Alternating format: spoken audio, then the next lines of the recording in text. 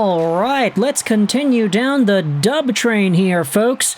Because not only did the Detroit Red Wings go out there and defeat the Toronto Maple Leafs in convincing comeback fashion, but you also had the Montreal Canadiens taking it to the Chicago Blackhawks with a last-second, controversial, depending on who you ask, game-winning goal in the last few seconds. The Montreal Canadiens have achieved their second win on the 2025-2026 campaign, and it's a 3-2 win in regulation against the Chicago Blackhawks. Admittedly, I think, this game should have been a lot better for Montreal. Don't get me wrong, they won, there was a hype moment at the end, and Chicago was upset with the way the game ended, honestly. Which is always nice to see, but when you think about the events of the game, you think about the opportunities at bay, and you also think about the teams and the players themselves, I feel like Montreal kind of took it easy on the Blackhawks. Just saying. I say this because, of course, heading into today's contest, you might have noticed, but there are 16 NHL games today. So a lot of people, myself included, who run fantasy hockey teams, had to make some tough decisions as to whom it is we would play and whom it is we would sit. Some of my choices have been pretty good, but others have not been nearly as such. Like, for example, Jack Hughes. What in the world are you doing? Your team wins 5-3 and you don't get any points? Are you kidding me? 7 shots isn't going to cut it, Jack. But some of my decisions were okay. Like, I was clamoring in the last video. I played Kane, Raymond, and DeBrincat, and they all got so many points. So I'm feeling pretty good about that. You know who else I played in today's contest? I played Lane Hutson, Zack Bolduc, Juraj Slafkovsky, and Ivan Demidov. Which, of course, was quite the Canadiens' biased decision because I was thinking, hey, they're playing Chicago. It's the Blackhawks. There gotta be some goals scored at some point by the Canadiens against the Chicago freaking Blackhawks. But unfortunately, the Montreal Canadiens, with their endless amount of power plays in the first period, couldn't actually bury it. Montreal had 4 power plays in period number 1, and a lot of these were just kind of careless power plays. I mean, the Blackhawks were just getting kind of lazy with the way they were checking, and it resulted in some really ill-timed decisions, and it led to them going to the box a bunch. But the Montreal Canadiens, for the life of them, couldn't do anything with it. 5 penalties in the first period, 4 of them were Chicago penalties, and we escaped the first period 0-0.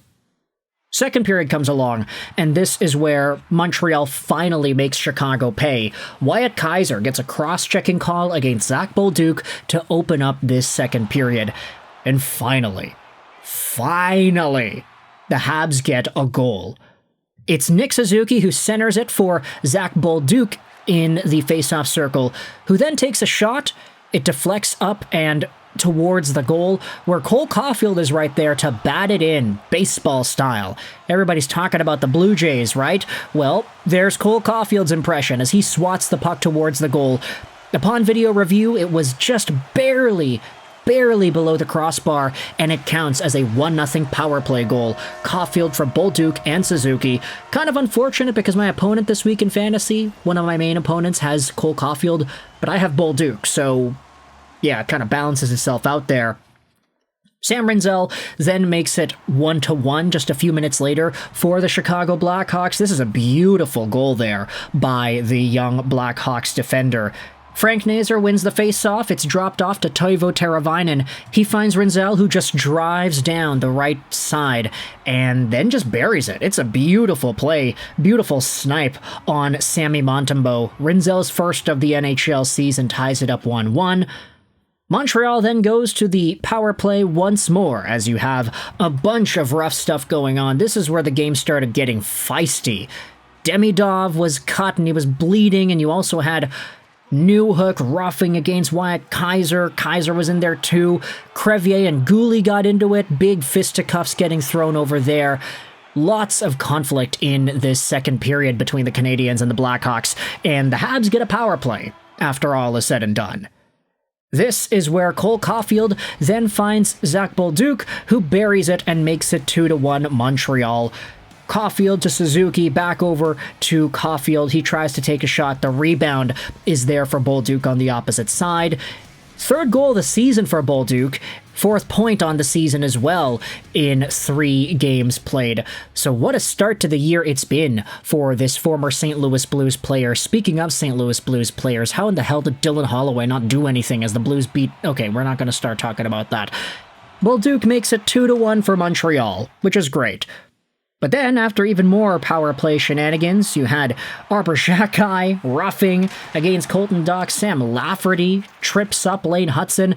You then get yourselves a Chicago Blackhawks power play.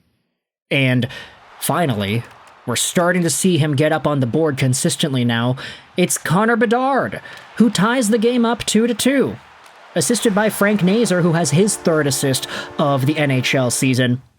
He received a pass from Teravainen and shot it towards the goal. Bedard was in front there for the tip. So all tied up 2-2 heading into the 3rd period. Period number 3, a lot less rough stuff going on here. Not as many unsportsmanlike and roughing calls called on both of these squads. But the only goal scored in the 3rd period was scored with 15 seconds to go. It's Kaiden Guhle who takes advantage of a huge scramble at the Blackhawks net. The Habs are just throwing everything they can towards the front of the goal, and the goalie is down and out. He gets tripped over by his own guy. Puck gets played back over to Guhle, who just one-times it, and the puck went off of something up and into the back of the cage. At first, I thought it was Slafkovsky, and I was super happy because, of course, Slafkovsky's on my fantasy team, and I started him today, so would have loved to see that. But upon further review, it looks like he might have actually just gotten the puck off of the goalie's stick that was loose and just dangling out in front in no man's land. Spencer Knight had himself a game, making all the stops that he did, but he could not stop that last one. Lots of folks on the Chicago bench complaining about the status of the goaltenders and of the goal itself. Should it have been called back? Who really knows? But hey, it wasn't.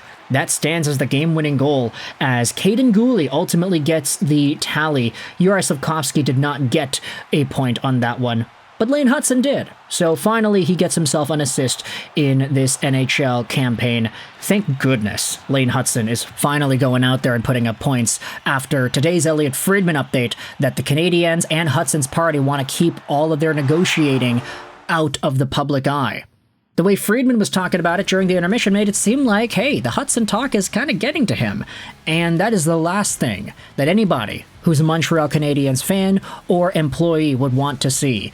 These contract negotiations affecting his on-ice play in the negative way. But with that in mind, the Montreal Canadiens take the dub 3-2 in regulation against Chicago. Should they have had more goals? Absolutely. But my guy Zack Bolduc had a goal and an assist on the power play, so that's pretty great to see as well, right? You know, I picked this guy up on waivers. Somebody dropped him for Quinton Byfield because for some reason Byfield was also dropped earlier. It's been kind of weird this year in fantasy, but either way, let me know your thoughts in the comment section below about the Montreal Canadiens defeating the Chicago Blackhawks 3-2. Thoughts in the comments about the rough stuff in the game, the goal scorers and the goals, and Montreal's power play not being able to get it done in the first 20 or so minutes. If you enjoyed this video, feel free to hit the like button. If you did not, then hey, the dislike button is down there for you as well. Let me know your thoughts in the comment section below about this Habs and Blackhawks game. I hope you enjoyed this video. And bye.